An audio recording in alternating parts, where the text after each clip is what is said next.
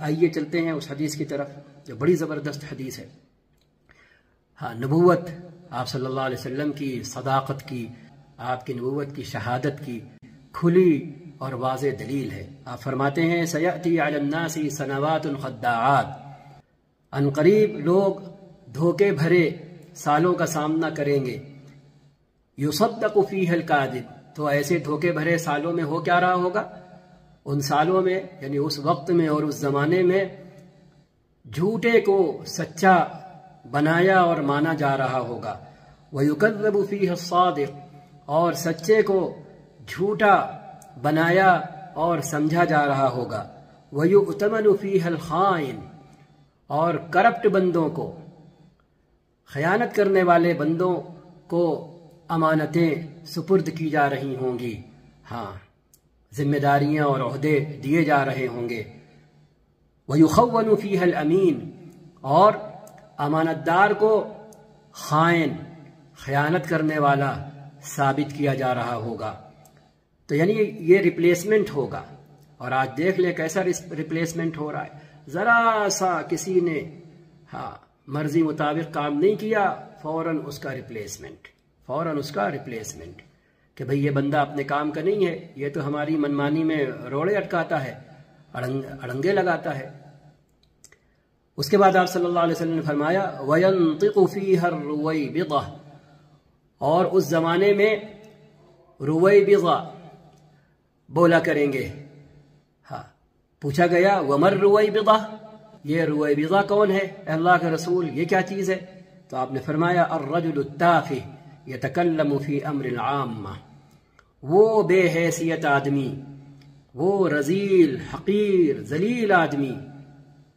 جس کی اپنے سماج میں کوئی حیثیت نہیں، مفقود الحیثیت آدمی مفاد عامہ میں، عام لوگوں کے امور میں اور معاملات میں بولے گا، رائے دے گا۔ آپ دیکھ لیں کب فرمایا تھا آپ صلی اللہ علیہ وسلم نے، یہ کیسی حدیث ہے۔ آج سوشل میڈیا پر بالکل فٹ ہے اور صادق ہے، سوشل میڈیا ہی نے تو ہر کس و ناکس کو، ہر ایرے غیرے کو، ہر باحیثیت اور بے حیثیت کو، ہر ذلیل اور کمینے کو یہ حق دے دیا ہے کہ وہ کھلے میں بیٹھا پیشاب پیخانہ کر رہا ہو تو، وہ اپنے حمام میں بیٹھا کر رہا ہو تو، وہ کہیں بھی ہو وہ بھی اپنی رائے دے سکتا ہے، ہاں وہ بھی اپنی سوچ اور سمجھ کا اظہار کر سکتا ہے، وہ بھی بول سکتا ہے، چاہے اس معاملے میں اسے بولنے کا حق ہو نہ ہو، وہ بھی بول سکتا ہے۔ تو یہ ہے وہ حدیث، آپ دیکھیں۔ اور اگر مسلمان ہیں، ایمان کا دم بھرتے ہیں، نبی کریم صلی اللہ علیہ وسلم پر ایمان رکھنے کا اور آپ سے محبت رکھنے کا دم بھرتے ہیں، تو اپنے ایمان کو تازہ کریں اور اپنے رگ و ریشے میں سرایت کریں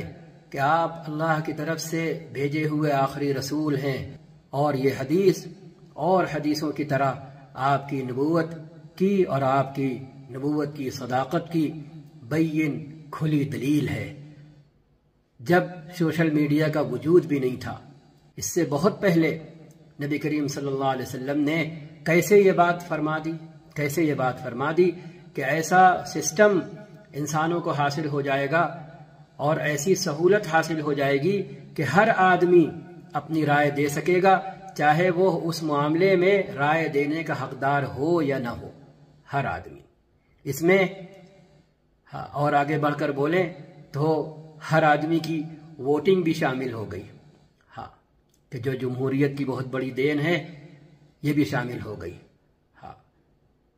کہ وہ لوگ چاہے اہل ہوں چاہے نہ ہو، جس کو چاہیں منتخب کر لیں اور جسے چاہیں کنارے کر دیں، بھلے منتخب کیا جانے والا زیرو ہو اور بھلے منتخب نہ کیا جانے والا ہیرو ہو۔ یہ سب آپ صلی اللہ علیہ وسلم نے اس حدیث میں فرما دیا۔ جن کو لکھنا نہیں آتا، جن کو پڑھنا نہیں آتا، جنہیں باتیں سمجھنا نہیں آتا، جو اخلاق سے کورے، جو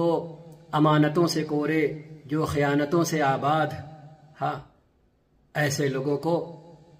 حق مل گیا کہ وہ اپنی رائے دے سکیں اور اپنی رائے کی بنیاد پر منتخب کر سکیں۔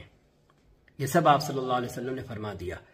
تو اور کون سی دلیل چاہیے ہے، اور کون سا ثبوت چاہیے ہے؟ ماننے والے کے لیے تو ایک بات بھی کافی ہوتی ہے، اور جو لوگ انصاف پسند ہیں، بھلے وہ انجان رہے ہوں، بھلے وہ لا علم رہے ہوں، جب ان کے سامنے آپ صلی اللہ علیہ وسلم کی اس طرح کی حدیثیں آتی ہیں تو پھر وہ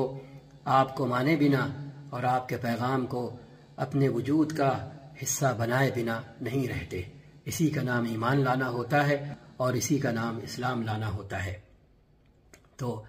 ہم بھی یہ کر سکتے ہیں اس حدیث کو سن کر کہ اپنے ایمان کو تازہ کریں، اپنے اسلام کو تازہ کریں، اپنے نبی صلی اللہ علیہ وسلم کے ساتھ سچے بنیں، اور آپ کے بولوں کو اور آپ کے اعمال کو اپنے بول اور اپنے اعمال بنانے کی کوشش کریں۔ ایک بڑا زبردست جملہ، جب ہم کبھی کہیں تھے تو وہاں کے احکام گشتی میں، وہاں کے سرکولر رجسٹر میں لکھ کر آیا کرتا تھا، اپنے ایمان کو اپنا محتسب جانیے۔ ہاں، اپنے ایمان کو اپنا نگراں بنائے رہیے۔ اگر آپ نے اپنے ایمان کو اپنا نگراں بنایا تو پھر کسی اور نگراں کی آپ کو ضرورت نہیں پڑے گی۔ پھر کوئی ہو چاہے نہ ہو، آپ وقت پر آئیں گے، وقت پر جائیں گے، جو کام جیسے کرنا ہے ویسے کریں گے۔ کوئی کر رہا یا نہیں کر رہا اسے آپ نہیں دیکھیں گے، یہ مطلب ہے۔ یہی آپ صلی اللہ علیہ وسلم نے فرمایا ایک حدیث میں جو امام نے کوٹ کی، لا ایمان لمن لا امانت لہ، اس شخص کا ایمان ہی نہیں ہے جس کے اندر امانت کی ادائیگی کی صفت نہیں ہے۔ جو امانت نہیں ادا کر رہا وہ بے ایمان ہے، اس کے اندر ایمان نہیں ہے، یعنی اس کا ایمان ناقص ہے، اس کا ایمان اتنے بقدر ادھورا ہے۔ ولا دین لمن لا عہد لہ، جو شخص امانتیں ادا نہیں کرتا وہ ایمان والا نہیں ہے، اور جو شخص وعدے پورے نہیں کرتا وہ اس کے اندر دین نہیں ہے۔ شارحین نے لکھا ہے اگر وہ ایسا کرنے کو حلال سمجھتا ہے اور اسے گناہ نہیں سمجھتا تو وہ تو سرے سے کافر ہے، لیکن اگر